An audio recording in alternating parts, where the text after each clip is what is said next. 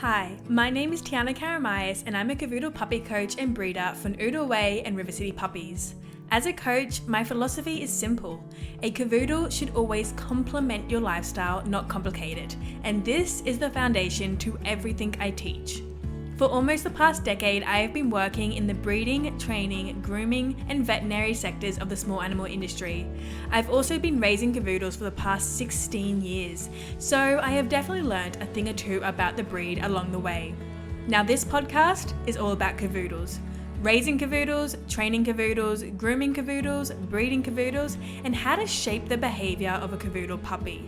So, if you're a Cavoodle parent or you are looking at adding a Cavoodle to your family soon, then this podcast is for you.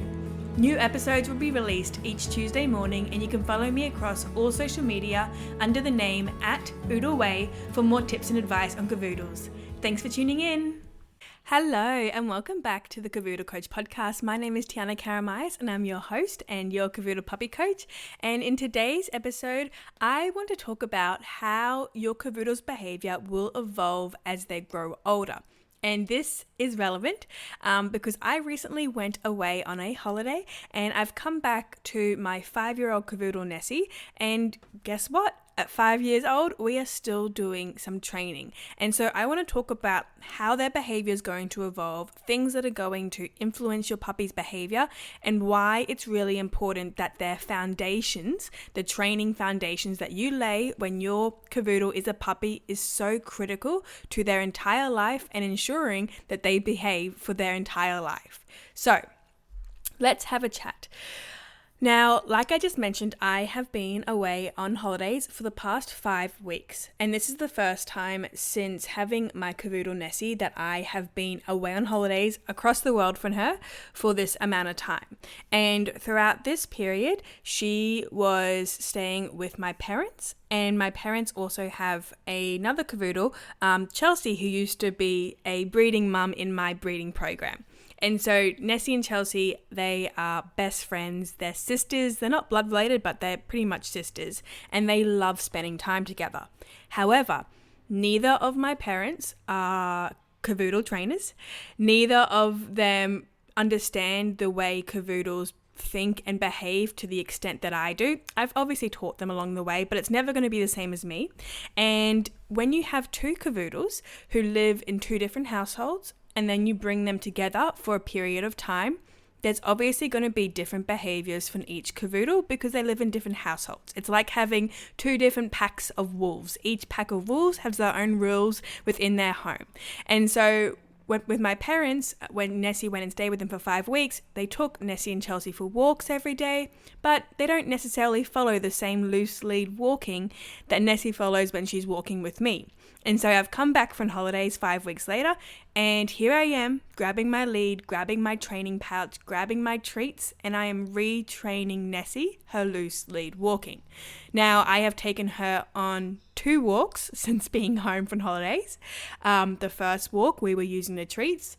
The second walk, we were using the treats, and already she has improved 100 times since the first 5 minutes of the first walk. She is looking up at me for those treats. She is walking beside me on that loose lead instead of pulling on the lead, which is what she'd been doing for the past 5 weeks with Chelsea when she was going on walks. Now, when you have a Cavoodle, an older Cavoodle, the thing about Cavoodles, and it's not just Cavoodles, it really is any sort of dog. These dogs, they have their own brains. They have their own desires, their wants and their needs, and they know what they want to do. And if someone gives them an inch to do what that thing is, they're going to take it and they're going to run with it. And they are so intelligent. They always know. They understand so much more than we think. And so every dog, given the chance, wants to pull on the lead, and they want to be the ones dictating the walk. They want to follow their nose, the smells around them, and they want to pull towards the other dogs to say hello and the people, and they want to follow that yummy smell on the ground from something else. Who knows what it is, but they definitely have these needs and desires within them. And so if they spend some time around in a different home or a different circumstance where they get to do that behavior, they're going to do that behavior. And so that is why, what I mentioned in the beginning of the episode, that's why it's really, really, really important that your cavoodle's foundation of training is really strong. Because even when you have minor setbacks, like what I've just had, I've gone on holidays, Nessie wasn't with me, we weren't doing our loose lead walking every day. Even when you have those minor setbacks, if your cavoodle was trained properly when they were a puppy and you really cemented those training exercises in their brain and you really built up that desire within your cavoodle to actually want to listen to you and interact with you, when you do have those minor setbacks as they grow older, all you have to do is a little bit of extra training, go back to basics for a few days, and your cavoodle will jump right back into the behaviors they were doing before that minor setback. But if that very clear communication channel wasn't formed and your cavoodle missed out on those early training exercises and those vital cues that they didn't learn when they were a puppy, you will have nothing to fall back on when they are an adult dog. And the thing is, when your cavoodle is an adult, in fact, it's not even when they are an adult. As soon as your puppy leaves their critical socialization period, which goes up until 3 to 12 weeks of age, that's the period.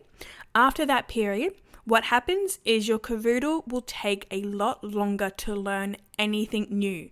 And that's because they start to have their own perceptions on the world. They can have fears, hesitancies. They get a lot stronger in their mind. They can become very stubborn. And if you try to teach them anything new at this older age, it takes so much longer. And if you're trying to teach them something new, and they already have a learnt behavior that they've been practicing for a long time.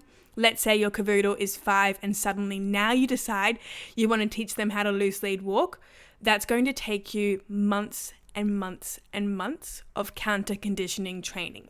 And that's why it's so important that we don't just skip over that early training with your puppy, because it is so much harder to retrain good behaviors in an older dog who's never learnt them before versus one who has learnt them before.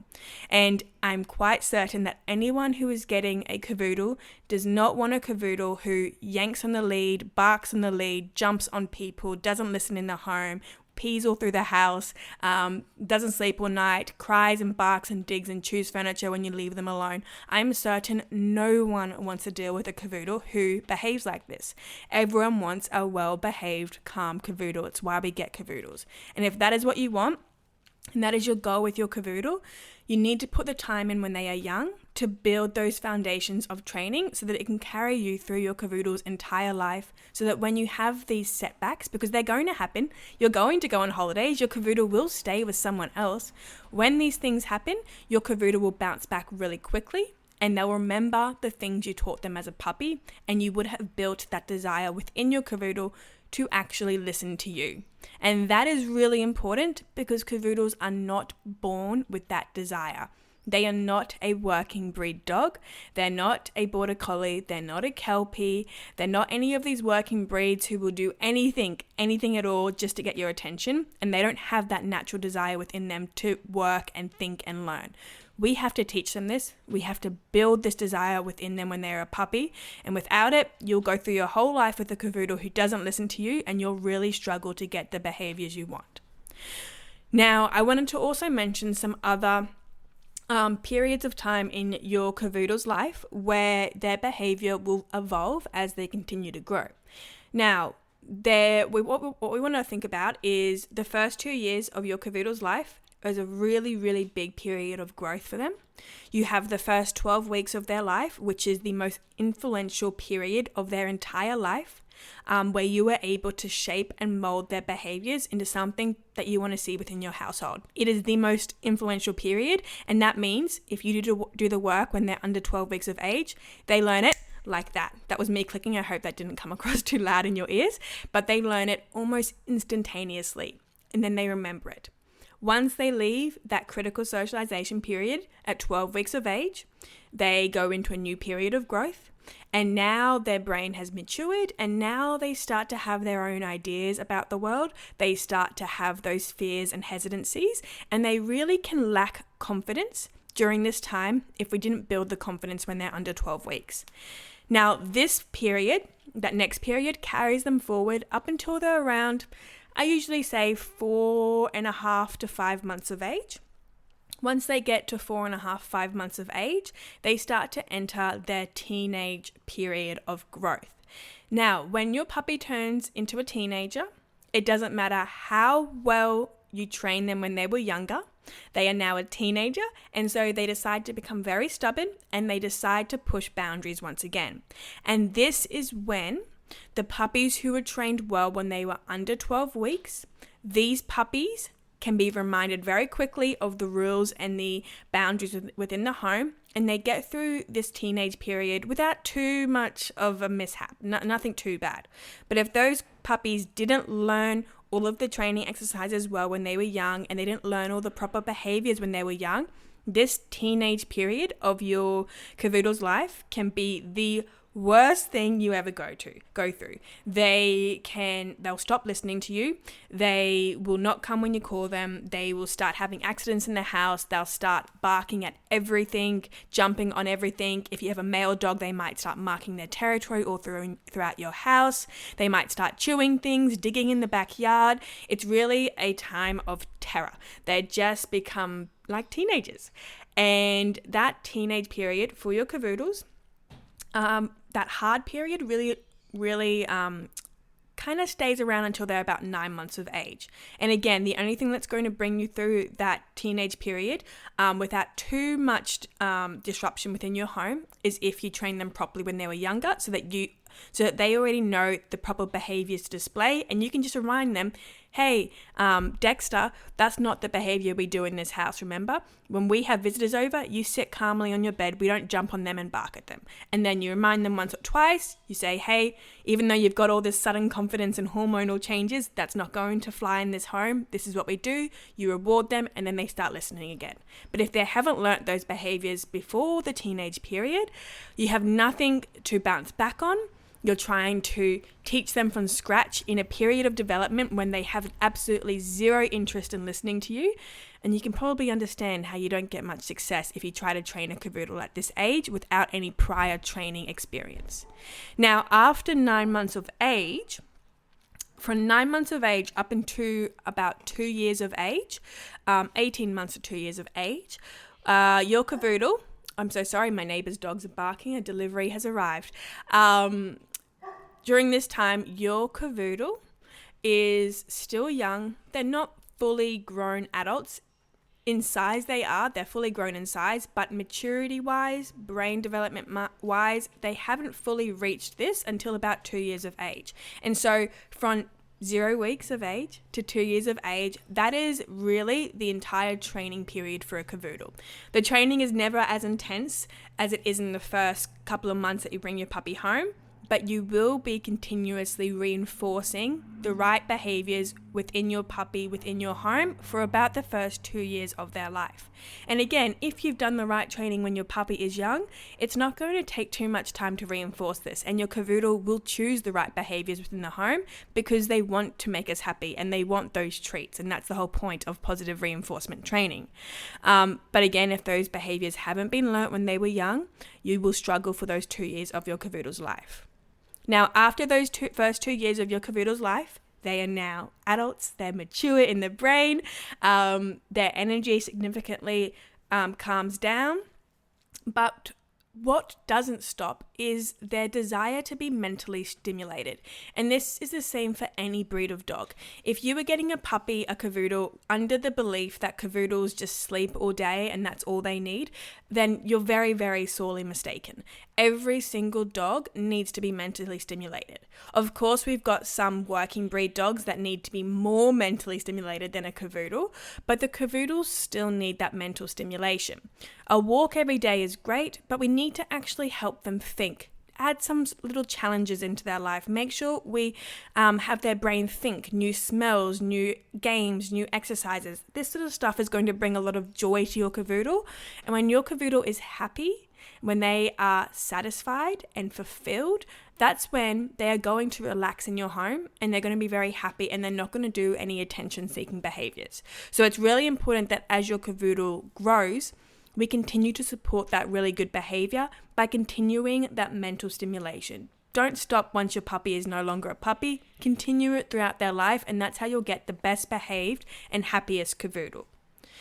The last few things that I'm going to mention, things that can really affect your Cavoodle's behavior, are things that can happen within your life where you can expect a change in their behavior. These are environmental things. So like I've mentioned in the beginning of this episode, if you go away on holidays and you leave your Cavoodle with someone else, you can definitely expect a behavior change once you get back, and we'll have to go back to basics and do a little bit more training to reinforce the behaviors that you want your Cavoodle to display in your home.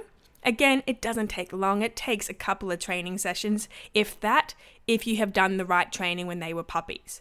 The next thing that can really change your Cavoodle's behavior is any sort of surgeries that they have.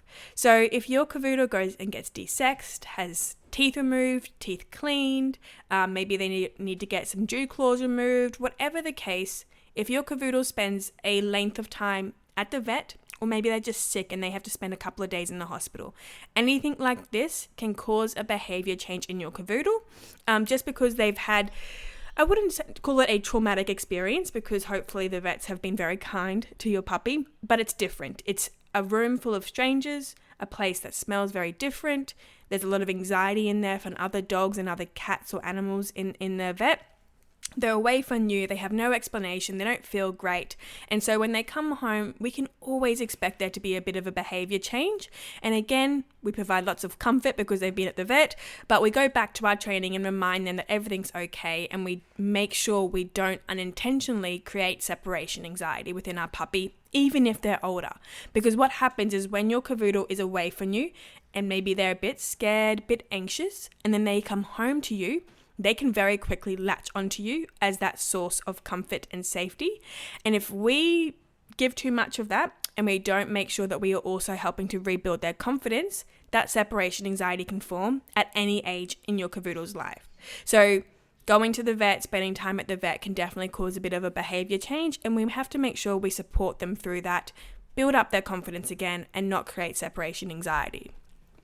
Another thing that can really change the behavior is going to puppy playdates, or more so, rather than puppy playdates when you're there, more so puppy daycare. So daycare can be a really great thing for your Cavoodle, but there's some things to always keep in mind, and maybe I'll do another episode on this perhaps in another week. I'll just brush over it here briefly. The most important thing to remember is when we are training our Cavoodles, this is what I teach in the Cavoodle Training Academy, my training program. When we are training our Cavoodles, we are teaching them how to remain relaxed in public spaces and to not get overexcited or even over anxious when they see other dogs or people. And so we do a lot of training to build their self-confidence up and to teach them how to remain calm in public.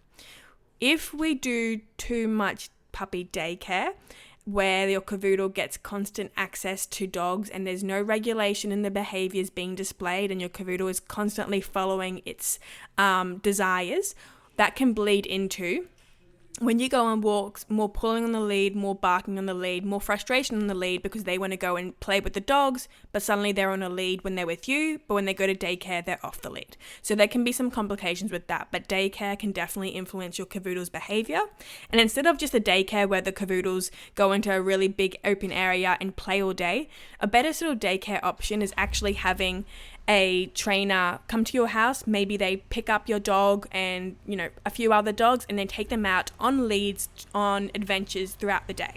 That is a better type of socialization experience for your Cavoodle, because at least it is more structured. The source of entertainment isn't just playing with the other dogs, it's actually going and exploring new environments, which obviously will build your Cavoodle's confidence up even further. But again, I can talk about this maybe in another episode.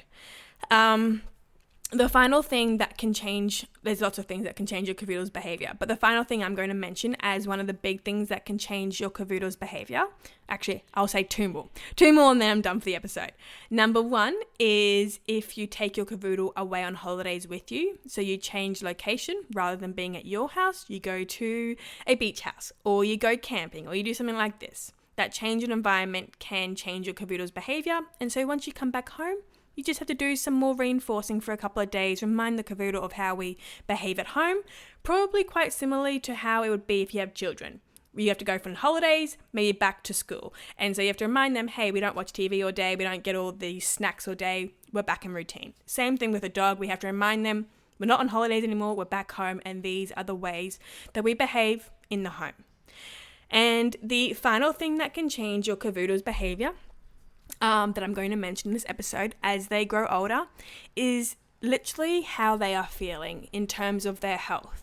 So upset tummies, sore mouths, if they have ear infections, if their nails are overgrown, it changes the way that they distribute weight, which can cause pain in their legs and back and arms. If they're constipated, if they have diarrhea, if they have sore joints, maybe they have arthritis forming as they grow older, if they have heart disease forming, which can be common in Cavoodles as they grow older, anything health-wise can definitely affect your Cavoodle's behavior.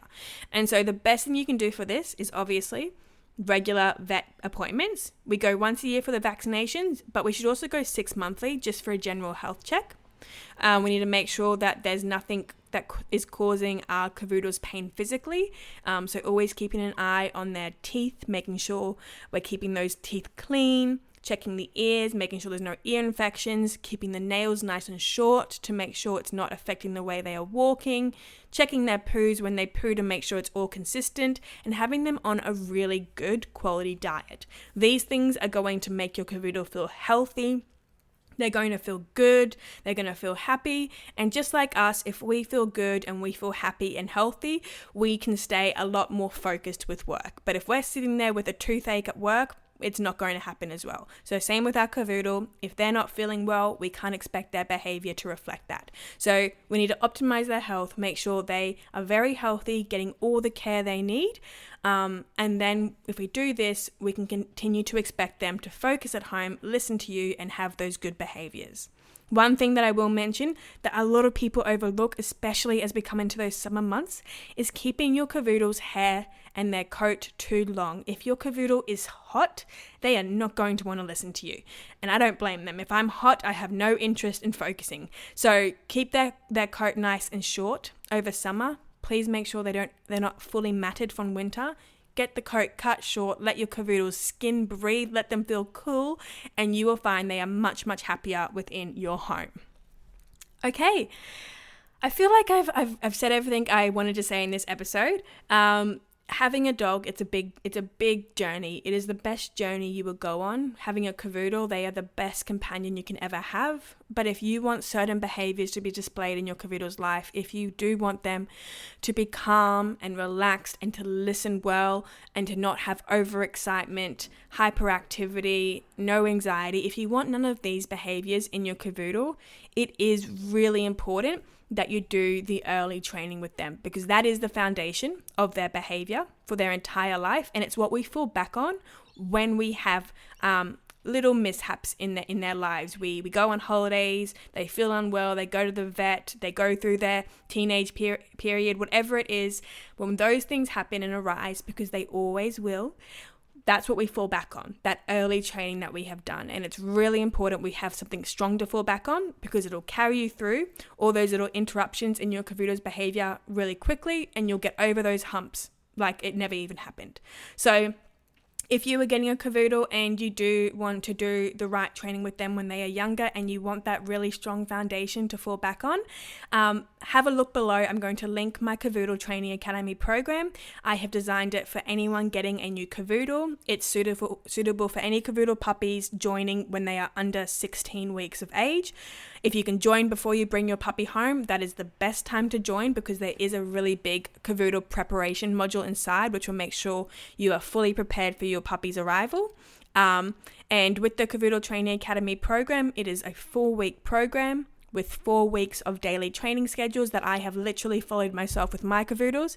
You follow them with your Cavoodles, you go through the first 4 weeks with them, and that is how you will lay down those really strong foundations of training. And the whole aim of the program is to be very proactive with our training, to build up our Cavoodle's confidence so that they don't suffer any social anxiety or separation anxiety. And we also focus on teaching them how to relax in the home and to stay calm when visitors come over, or calm when we are in public. That's the whole goal of the Cavoodle Training Academy program. It's self-paced, it's fully digital, your entire family can get involved, and I would love to be your Cavoodle puppy coach. And in the program, there are 4 Q&A Q&As that you get to do with me and the other families in the program. So you get that personalized training advice from me if you join.